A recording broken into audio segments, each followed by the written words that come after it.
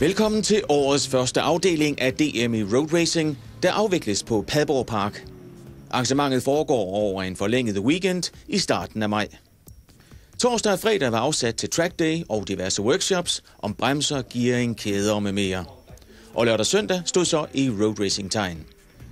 Lørdag var primært træning og tidtagning, men for en enkelt klasse var der lidt ekstra i posen. I modsætning til de øvrige klasser, der kun skulle køre 2 løb i weekenden, så skulle de 2 klassiske klasser køre 3 løb. 1 om lørdagen og 2 om søndagen. For deltagerne i de klassiske klasser er selve racet kun en del af det samlede billede. Her drejer det sig mindst lige så meget om at finde den rigtige cykel, skrue og smøre, og så mødes med ligesindede til race rundt omkring. Blandt andet derfor ser vi relativt sjældent, at der i de klassiske klasser sker uheld. De passer nemlig rigtig godt på deres værdifulde klassiske klenodier. Og så her til det første løb i Classic 1 om lørdagen. Og det er Bo Thyssen, Esben Dallerup, Mike Spiele og Claus Pallesen, der kommer bedst fra start. Men læg især mærke til nummer 65, Michael Christensen, som ikke kommer helt godt afsted, men alligevel smutter han for enden af langsiden forbi 5 cykler og frem i føring. Og imens kæmpes der intenst om de næste pladser. Hurtigt får Michael Christensen på sin Suzuki GSX R 1100 luft ned til forfølgerne. Og ned mod Big Mac går nummer 27 Mike Spiele på sin Ducati forbi nummer 34 Esben Dallerup på sin Honda CBR 600. Og relativt hurtigt får Spiele også lidt luft ned til Esben på 3. pladsen. Lidt længere nede i rækkerne er der anderledes tæt kamp om placeringerne, hvor nummer 31 Hans Pallesen på sin Yamaha TZ 250 her er foran nummer 10 Claus Schramm på en 3,5 TZ'er. Og her kører Michael Christensen over målstregen som sikker vinder af årets første løb i Classic 1.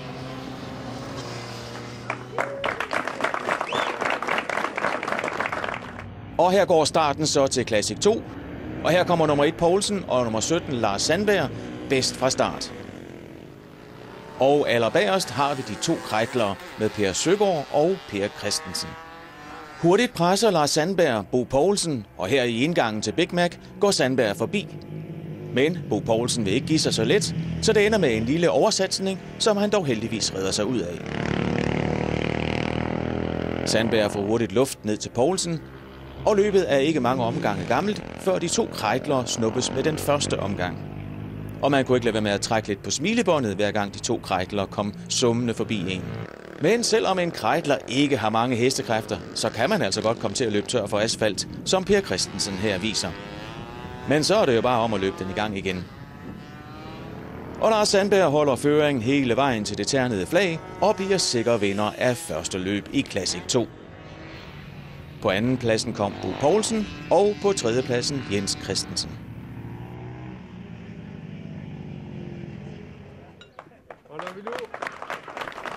Søndag er store racedag, og den starter med Rookie 600-klassen.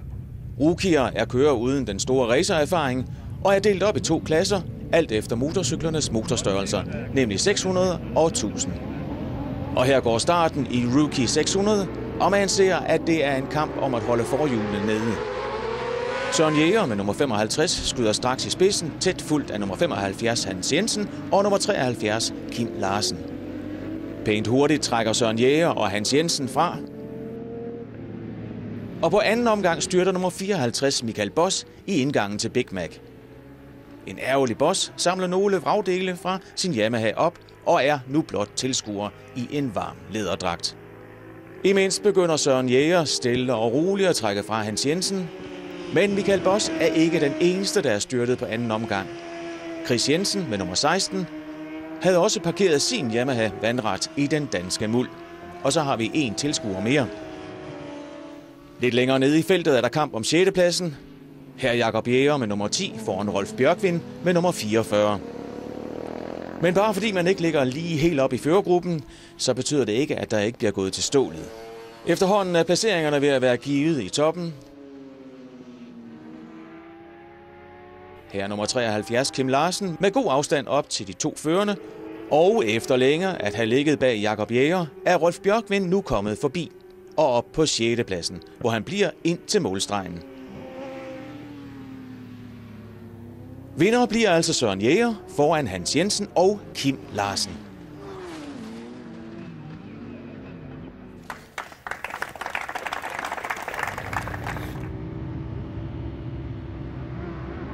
Så fik vi sendt Rookie 1000-klassen afsted. Og det er nummer 177, Lars Ebbesen, der kommer bedst afsted. Dårligst afsted kommer Tommy Rasmussen, der styrter allerede i første sving.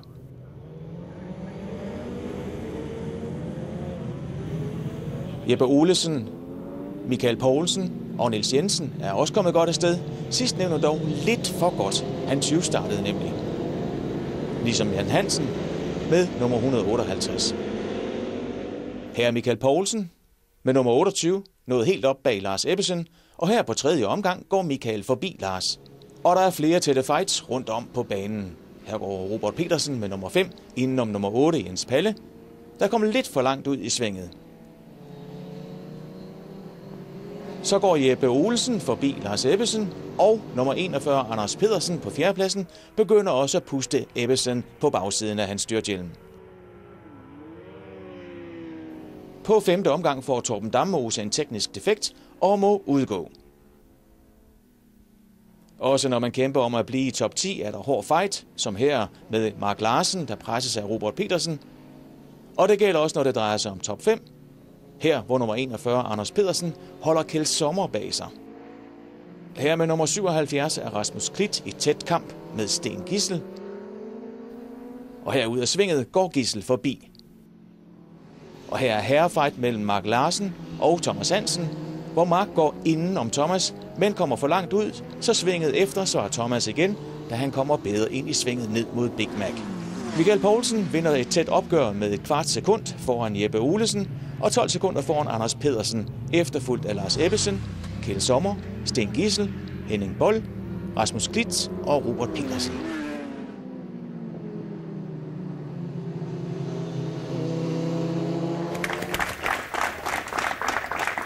Tommy, jeg synes, det blev et lidt kort løb for dig. Ja, det blev meget kort. Jeg fik en god start, og så skal man jo satse på det første sving, men der blev satset lidt for hårdt, så forholdet smut for mig.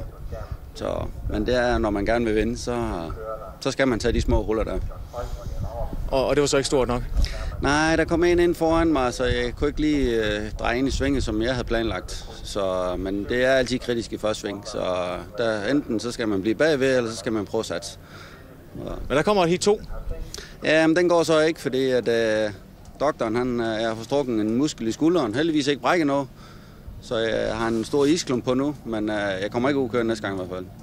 Det var lige lidt før den muskel er okay igen, tror jeg. Supersport 600 var dagens tyndest befolkede klasse med kun 9 deltagere. Men det blev det nu ikke kedeligere af. Starten til første løb er gået, og Rasmus Danner med nummer 3 tager spidsen for nummer 16 Christoffer Gødt. Det varer til næste afslutning på langsiden, og Gødt går forbi. Og så er han kørt. Hele løbet er der masser af tætte fights, bortset fra for Christoffer Gødt, der til sidst vinder med 11 sekunder ned til Rasmus Danner, der igen har godt 2 sekunder til John Høj, som bliver træer. Herefter følger Bonnie Laursen, Jonas Dallager, Benny Haslev, Steffen Carlsen og Claus Hermansen. Sidste deltager, Frank Hansen, måtte udgå efter 14 af de 16 omgange. Så skal vi til Superbike-klassen, hvor Danmarks skrappeste roadracer stiller op. I forreste startrække har vi 4 af favoritterne. Fra venstre nummer 31 Steven Thiersgaard, nummer 37 Simon Thiersgaard og med rød front nummer 32 Allan Christiansen og den blå-hvide Aprilia med nummer 58 kørt af Michael Møller Petersen. Og læg så mærke til den røde nummer 32, Allan Christiansen 20 starter nemlig, hvorimod Michael Møller Petersen kikser sin start og ryger en del pladser tilbage. Imens drøner 2 gange Thiersgaard i front, men allerede i første sving går det galt for Simon Thiersgaard. Det ser seriøst ud, men heldigvis slipper Simon med skrækken og en skrammet cykel. Og alle de andre kommer udenom, uden at ryge med i faldet. Imens er Steven Thiersgaard, Allan Christiansen og Ulrik Nielsen allerede kommet på afstand af forfølgerne. Næste gang de når for enden af langsiden, kan man godt se, at Allan Christiansen er klar over, at der venter ham en tillægsstraf på 20 sekunder, når løbet slutter, så han skal have kørt noget tid ind, så han går forbi Thiersgaard. Men det mener Thiersgaard så ikke kan have sin rigtighed, så et par sving senere snupper han førstepladsen tilbage. Omgangen efter går Allan dog igen forbi Thiersgaard samme sted. Imens har Søren Fuglsang smidt sin Yamaha R1'er, og det virker han forståeligt nok til at være godt træt af. Allan Christiansens føring holder denne gang godt en omgang, men igen tager Thirsgaard føring tilbage, samme sted som sidst.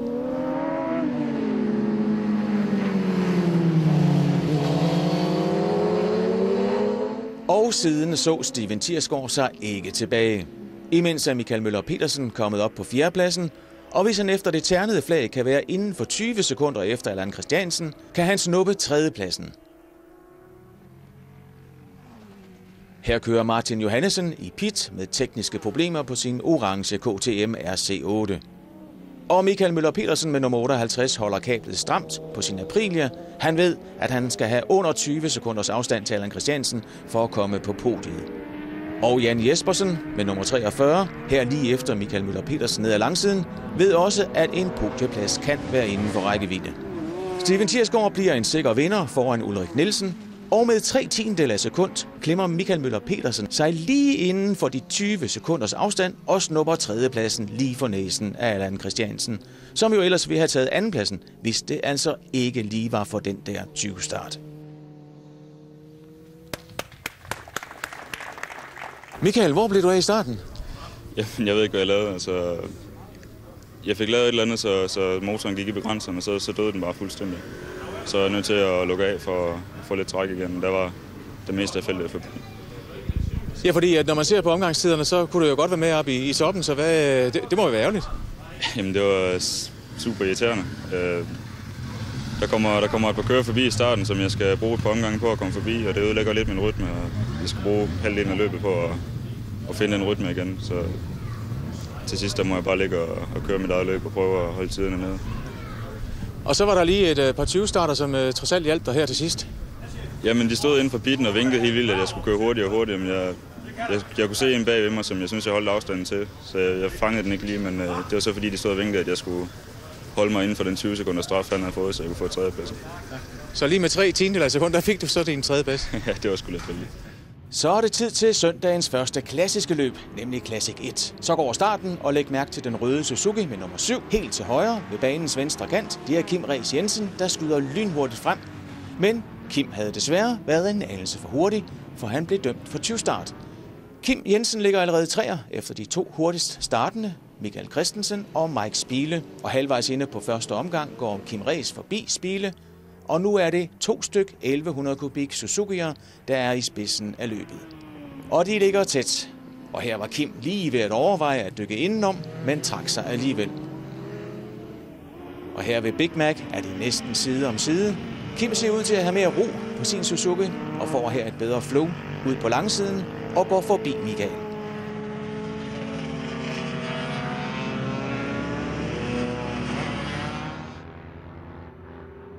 Og her kommer Spiele på sin Ducati, stadig 3'er. Og nu stikker Kim simpelthen af fra Michael. Feltet er efterhånden godt spredt over hele banen. Kim Rees har travlt. Der er jo 20 sekunder, der skal samles ind. Men så på 5. omgang sker dette. Peter Bertelsen med nummer 70 forsøger at gå indenom nummer 72, John Nielsen. Grimt ser det ud, og Peter Bertelsen tror umiddelbart, at han er sluppet med en trilletur, men da han forsøger at rejse sig op, vil benet slet ikke. Det er nemlig brækket. Kort efter bliver løbet flaget af, så en ambulance kan komme ind efter Bertelsen. Og han kommer så afsted til Åben Rå sygehus. Kim Rees nåede kun at hente halvdelen af de 20 sekunder, men blev alligevel 2'er efter Michael Christensen. Esben Dallerup blev nummer 3, Brian Pedersen 4, Mike Spiele 5'er og Lars Marholt 6'er. Så er det andet løb i Classic 2. Læg mærke til cyklerne nummer 1 og nummer 100. De bliver nemlig dømt for 20-start. Så er starten gået, og netop nummer 100 Peter Ovesen når først ind i første sving, efterfulgt af Jens Christensen, Uffe Stær, Bo Poulsen og Lars Sandberg. Men allerede et par sving efter er Sandberg op på førstepladsen og Bo Poulsen på 3. pladsen. Men han var den ene 20-starter, så der er jo 20 sekunder, der skal hentes. Og her går Bo forbi Ovesen ned ad langsiden, og han er nu 2'er. Og Sandberg trækker sig. Og igen har vi det hyggelige billede med de 2 Kreidler. Og her, hvor Sandberg overhaler de små maskiner, kan man virkelig se forskellen på fart. Sandberg vinder suverænt med over et halvt minut, ned til nummer 42 Uffe Stær på andenpladsen. Og trods 20 start nåede Bo Poulsen alligevel på podiet. På de næste pladser kom Jens Christensen, Peter Ovesen, Alf Busk, Jens Sørensen og Tommy Rasmussen. I andet løb i Rookie 600-klassen er det nummer 1, 2 og 3 fra første løb, der fører an igen. I modsætning til første løbsresultat er det dog Kim Larsen på andenpladsen og Hans Jensen på tredje. Men igen Søren Jæger i spidsen. Men kort efter har Per Jensen med nummer 65 overtaget tredjepladsen. Og når man ser et løb som dette med alle de tætte kampe, forstår man, hvorfor motorcykelræs er så fascinerende.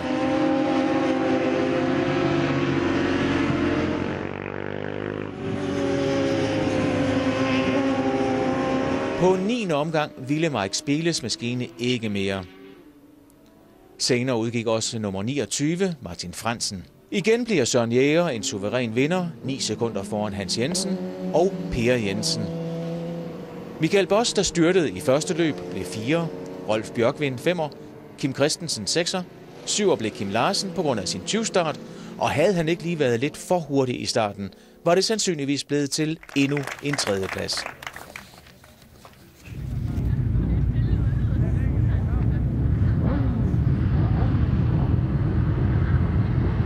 Andet løb i Rookie 1000 bød også på et par 20-starter, blandt andet af nummer 182 Jeppe Olesen, der var blevet nummer 2 i første løb.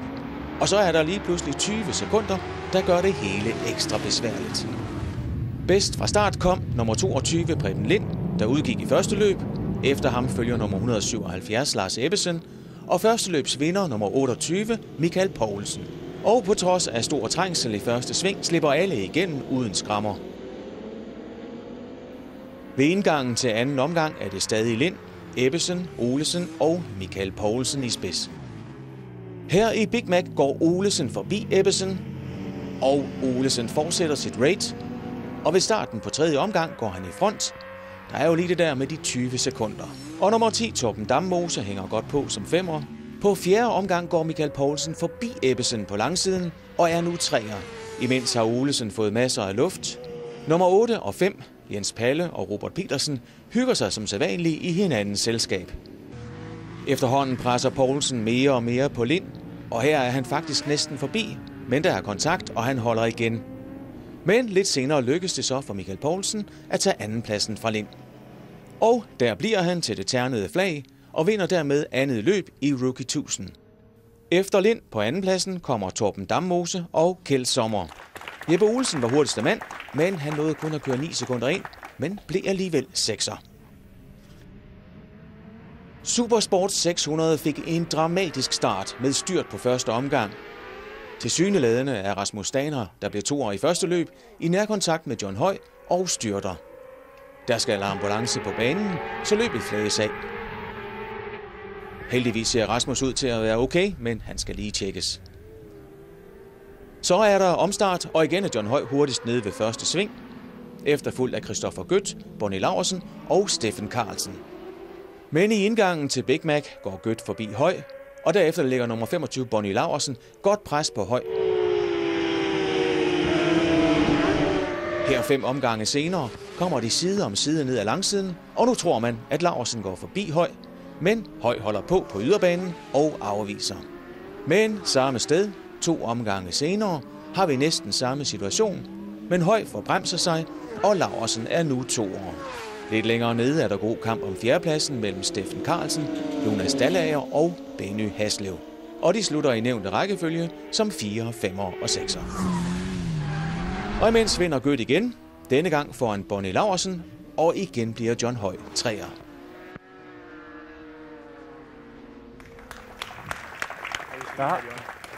John! John!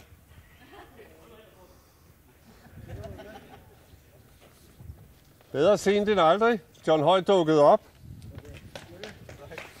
på 2 tredjepladser, så han får med det samme 2 præmier.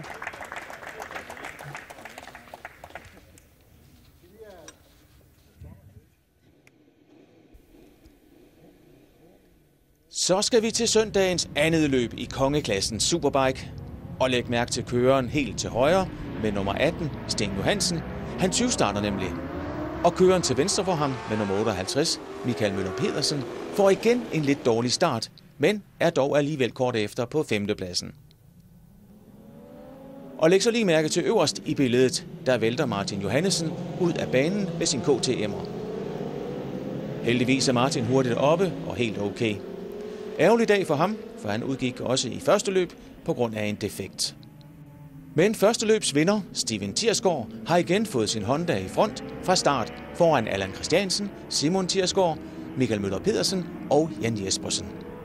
I slutningen af første omgang er Allan kommet forbi Steven, og Jan Jespersen sender også Michael Møller Pedersen bag sig på 5. pladsen. Men omgangen senere tager Steven sin første plads tilbage.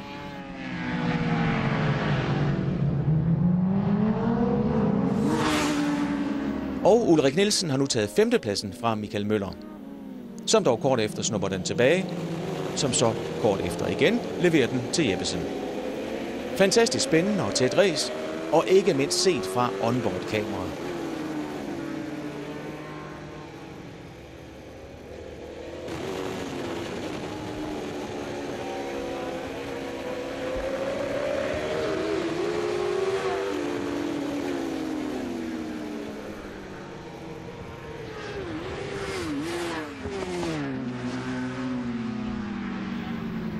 Trods det tætte race holder de 6 stillingen i mål.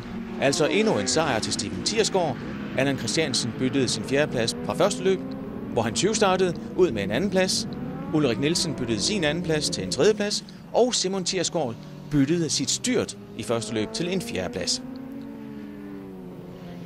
Jan Jespersen holdt sin 5. plads, og Michael Møller Pedersen måtte tage sig til takke med en 6. plads, i stedet for den 3. plads, han fik i første løb.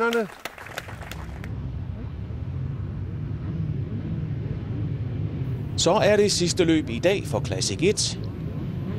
Læg mærke til nummer 34 og 12. De 20 starter nemlig. Nummer 34 er Esben Dallerup, der blev 3'er i forrige løb, så det er ærgerligt at få 20 sekunder på bagsædet.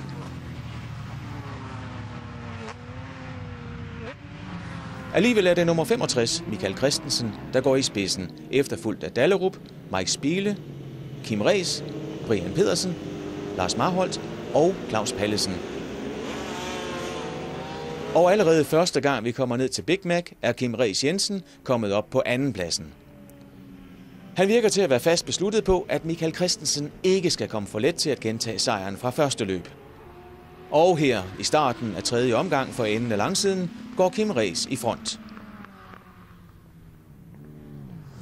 Og her vil Carl Fredriksens Yamaha TZ 3,5 ikke mere, så det blev kun til 4 omgange for ham. Men Kim er racet derudad og vinder med hele 15 sekunder ned til Michael Christensen, der igen har 15 sekunder ned til Mike Spiele på 3. pladsen. Brian Pedersen bliver 4, og trods 20 start bliver Esben Dallerup alligevel 5'er.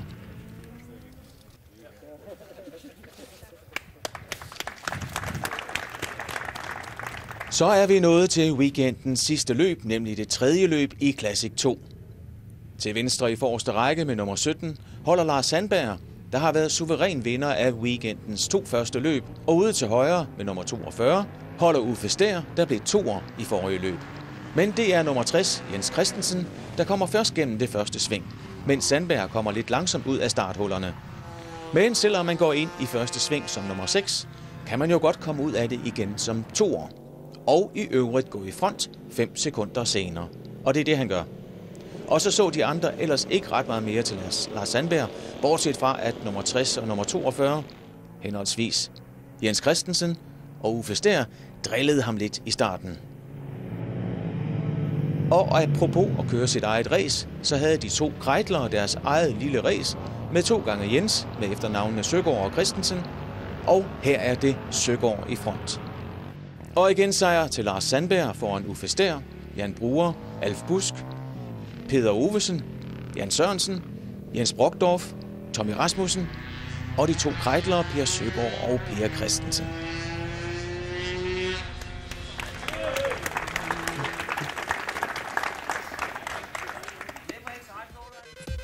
Det var så slut på en spændende og indholdsrig forlænget weekend på Padborg Park. Næste gang de tohjulede er i kamp, er også sidste gang i år på dansk grund. Og det er i weekenden 9. og 10. juni på Jyllandsringen.